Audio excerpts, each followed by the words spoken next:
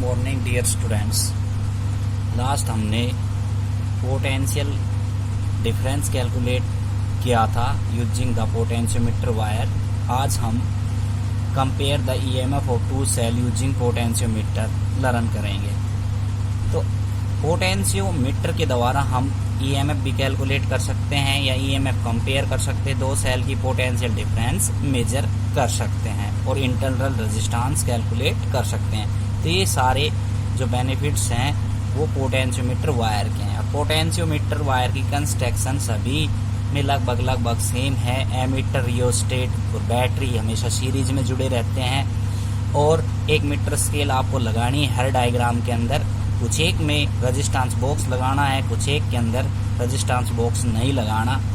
किसी में दो ईएमएफ आपको अगर कंपेयर करनी है तो दो ईएमएफ जैसे कि डायग्राम में E1 और E2 लगी हुई है, ऐसे ईएमएफ इस प्रकार आपको याद करना है। और सभी में गैल्वेनोमीटर और जॉकी लगाई गई है। किसी में पोटेंशियल डिफरेंस मेजर करना है तो वहाँ पे आपको वोल्टमीटर लगाना है, ठीक है। ईएमएफ कंपेयर करनी है तो गैल्वेनोमीटर लगानी है बीच के अंदर। गैल्वेनोमीटर का काम है स्मॉल करंट को डिटेक्ट करना सर्किट के अंदर। तो ये इसकी कंस्ट्रक्शन है। तो कंस्ट्रक्शन हम फिर से रिवाइज कर देते हैं। बैटरी ऑफ ईएमएफ ई, ये battery EMF E is connected to between the end terminals between A and B. दो एंड टर्मिनल के साथ जुड़ी हुई है ए और बी, और इसके बीच के अंदर क्या लगा हुआ है? एमीटर जो करंट को मेजरमेंट करता है। रियोस्टेट जो करंट का वेरिएबल के लिए लगाया जाता है, की के है। और यहाँ पे आपको वही एक मीटर की मीटर स्केल जो हम लेंथ नोट करने के लिए यूज करते हैं। और जॉकी का काम है वायर के ऊपर स्लाइड करना, और जहाँ पे गैल्वेनोमीटर डिफ्लेक्शन शो करना बंद कर देगा वहाँ पे वो लेंथ हम नोट कर लेते हैं AJ, ठीक है। तो कैसे हम कंपेयर करते हैं? ये सर्किट डायग्राम की कंस्ट्रक्शन है। तो इसकी जो वर्किंग है उस वर्किंग के अंदर आपको क्या करना है? वर्किंग के अंदर देखो डायग्राम के अंदर आपको एक ईएमएफ यहाँ पे लगी हुई है, एक E2 ईएमएफ यहाँ पे लगी हुई है। तो यहाँ पे प्लग है 1 और एक प्लग है 2 और बीच में प्लग है 3। तो एक बार प्लग 1 और 3 लेंगे और एक बार प्लग 1 और 2 लेंगे। जॉकी को वायर के ऊपर हम स्लाइड करवाएंगे। जब प्लग 1 और 3 हमने ले लिया, इंसर्ट कर दिया इसके अंदर, तो कांस्टेंट करंट सप्लाई हो जाएगा की के क्लोज करते ही। तो जॉकी को वायर के ऊपर स्लाइड करवाएंगे और ए जहाँ पे गैल्वेनोमीटर डिफ्लेक्शन शो करना बंद कर देगा वहाँ पे हम वो लेंथ नोट कर लेंगे। तो वो लेंथ, वो जो पोटेंशियल डिफरेंस वायर का कितना होगा या ईएमएफ कितनी होगी, वो AJ बराबर L1 या ईएमएफ E1 बराबर क्या हो जाएगा? E1 ईएमएफ इसके अंदर रहेगी तो वो L1 के बराबर होगी, या KL1 कांस्टेंट वैल्यू हम मान सकते हैं। तो वो मैंने लिख रखे आगे, मैं यहाँ पे आपको वर्बली बता रहा हूँ, फिर लाइन टू लाइन समझाऊंगा। फिर सेकंड केस के अंदर हम क्या करते हैं? रिमूव द प्लग 1 और 3। 1 और 3 को प्लग को रिमूव कर देंगे तो इंसर्ट करेंगे कि 2 और 3, और फिर जॉकी को उठाएंगे और वायर के ऊपर स्लाइड करवाएंगे।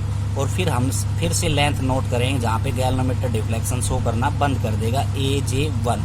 तो वहाँ पे ईएमएफ की वैल्यू हम कैलकुलेट कर लेंगे। दोनों ईएमएफ की वैल्यू E1 और E2 की वैल्यू को हम डिवाइड कर देंगे तो ईएमएफ कंपेयर हो जाएगी। देखो कैसे। क्लोज द की के and adjust the constant current in the potentiometer wire with the help of rheostat। rheostat की सहायता से हम क्या करेंगे? करंट को कांस्टेंट कर देंगे और सबसे पहले की को क्लोज करेंगे।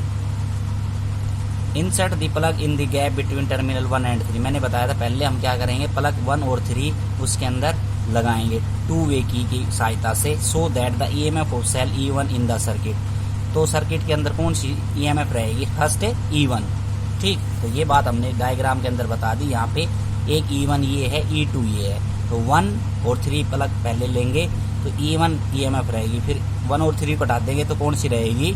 2 और 3, फिर E2 ईएमएफ आ जाएगी। तो ऐसे ही हमें क्या करना है? फिर जॉकी को उठाना है और वायर के ऊपर स्लाइड करवानी है। Adjust the position of the jockey on the potentiometer wire. Galvanometer shows no deflection when jockey J1 is note the length AJ1। तो दो जॉकी हमने दिखा रखी है डायग्राम के अंदर। दोनों जॉकी जो है, एक J1 है, ठीक, और एक J2 है, जो भी है जॉकी, वो जॉकी हमने दिखा रखी है इसके अंदर।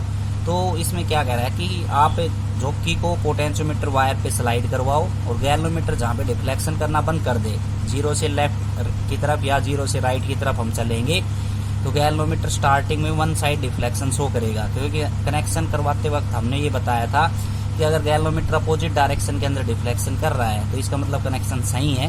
वो हम कैसे चेक करेंगे, ए पॉइंट और जो अपना सी पॉइंट है पोटेंशियोमीटर वायर का दोनों एंड है, उनके ऊपर जोकी लगाकर चेक कर सकते हैं। तो जोकी को वायर के ऊपर हम स्लाइड करवाएंगे तो ये लेंथ नोट कर लेंगे जहाँ पे गैल्वेनोमीटर ने डिफ्लेक्शन शो करना बंद कर दिया। तो ईएमएफ ऑफ सेल E1 किसके बराबर होगी, potential difference between the point A और जे के बीच में जितना पोटेंशियल डिफरेंस है उसके बराबर होगी वो लेंथ। तो वो लेंथ कितनी होगी, E1 बराबर KL1। ठीक है, ये ले ले equation first. Now remove the plug from the gap between 1 and 3। हमने बताया था 1 और 3 को हम रिमूव कर देंगे और इंसर्ट करेंगे सेम उसी गैप के अंदर बिटवीन 2 एंड 3 2 की, so that cell EMF E2 comes into the circuit. अब सर्किट के अंदर कौन सी EMF आ गई, E2 आ गई। ठीक है, तो फाइंड द पोजीशन ऑफ जोकी। अब जोकी को फिर से उठाएंगे और वायर के ऊपर स्लाइड करवाएंगे। तो potentiometer wire where galvanometer shows no deflection. तो वायर के ऊपर जहाँ पे स्लाइड करवाएंगे जोकी को, तो फिर हम ये देखेंगे कि गैल्वेनोमीटर ने डिफ्लेक्शन शो करना बंद कर दिया। तो वो लेंथ हम फिर से नोट कर लेंगे, AJ2 बराबर L2। AJ2 मतलब क्या है, उसकी EMF है। तो EMF of E2 is equal to the potential between the point A and J2। अब AJ2 क्या है, वो पोटेंशियल जो EMF के बराबर है जो पोटेंशियोमीटर वायर के इन दोनों डिस्टेंस के बीच के अंदर है, AJ2 के बराबर। तो वो EMF E2 बराबर किसके बराबर है, KL2 के बराबर। EMF E1 is directly proportional to L1 होता है। EMF क्या होता है, डायरेक्टली प्रोपोर्शनल लेंथ होता है। तो E1 बराबर क्या होगा, K, कोई भी कांस्टेंट हमने मान रखा है यहाँ पे। तो E2 बराबर KL2। अब हम क्या करते हैं, डिवाइड दोनों इक्वेशंस को। तो E1 अपॉन E2 बराबर क्या आ गया, L1 अपॉन में L2। K से K कैंसिल। अगला टॉपिक है determine the internal resistance using potentiometer wire. तो इंटरनल रेजिस्टेंस हम कैसे कैलकुलेट करेंगे। तो पोटेंशियोमीटर का सर्किट सेम है, यहाँ पे जो दो जोकी दिखाई हम J1 J2 गैल्वेनोमीटर बीच के अंदर, और यहाँ पे एक अलग चीज हमने क्या कर दी, एक बैटरी के साथ रेजिस्टेंस को कनेक्ट कर दिया, रेजिस्टेंस बॉक्स को, और यहाँ पे क्या लगा दी की K1 लगा दी, और बाकी सर्किट डायग्राम हमारा सेम है। तो सबसे पहले हम क्या करें, क्लोज की के adjust the current with the help of rheostat. की के को हम क्लोज करेंगे, करंट सर्किट के अंदर आएगी, रियोस्टेट की सहायता से करंट को हम क्या कर देंगे, constant. Now take the jockey J1 slide on the potentiometer wire. फिर वही जोकी को उठाएंगे, पोटेंशियोमीटर वायर पे स्लाइड करवाएंगे। At 1 point C the galvanometer shows no deflection. एक पॉइंट ऐसा आएगा जहाँ पे गैल्वेनोमीटर डिफ्लेक्शन शो करना बंद कर देगा, वहीं नोट लेंथ कर लेंगे AC बराबर L1। ठीक है, तो so EMF of the cell is equal to fall in potential across the potentiometer wire. ये कब होगा, जब EMF ऑफ द सेल किसके बराबर होगी, जो पोटेंशियल डिफरेंस हमारा मैक्सिमम था वो धीरे धीरे वायर के पर यूनिट लेंथ के हिसाब से क्या आ रहा है, फॉल हो रहा है, गिर रहा है। तो वो वैल्यू EMF की कितनी होगी, E बराबर KL1। ठीक है, या AC जो है, AC के बीच में जो पोटेंशियल डिफरेंस है वो डिस्टेंस किसके बराबर, इस EMF के बराबर है, वो किसके बराबर, KL1 के बराबर। Equation first. Take out resistance from resistance box. अब हम क्या करेंगे, वो रेजिस्टेंस बॉक्स मैंने सर्किट डायग्राम में दिखाया है, तो सर्किट डायग्राम में से रेजिस्टेंस बॉक्स में से रेजिस्टेंस निकाल लेंगे। नाउ क्लोज की K1। अब क्या करेंगे, की K1 को क्या कर देंगे, क्लोज कर देंगे, नीचे वाली की को। तो यहाँ पे जो पोटेंशियल था इस बैटरी की वजह से और इस वायर के अंदर, ये पोटेंशियल था अलग। अब यहाँ से जो रेजिस्टेंस बॉक्स यहाँ लगा हुआ है, यहाँ से रेजिस्टेंस बॉक्स हमने निकाल लिया और K1 की को क्लोज करेंगे, तो इस सर्किट के अंदर भी क्या जाएगा, करंट जाएगा, तो इसका पोटेंशियल डिफरेंस क्या होगा, अलग होगा।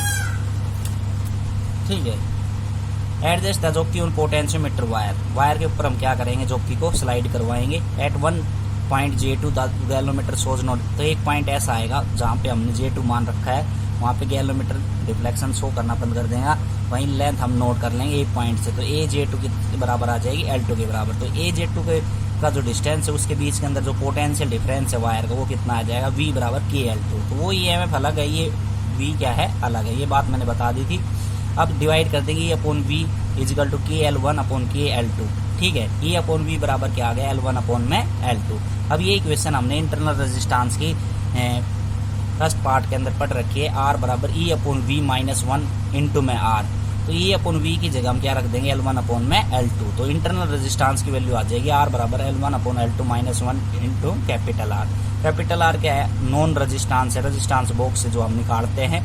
L1 क्या है, लेंथ, और L2 भी क्या है, लेंथ, और R क्या है, इंटरनल रेजिस्टेंस। इस प्रकार हम इंटरनल रेजिस्टेंस कैलकुलेट कर सकते हैं। तो ये यूनिट जो है सेकंड बी खत्म हो गई है, सेकंड सी आगे पढ़ेंगे। इसमें कोई दिक्कत तो कोई टॉपिक आपको समझ रहा है, नहीं समझ में आया तो पर्सनल डिस्कस कर सकते हैं। Thank you.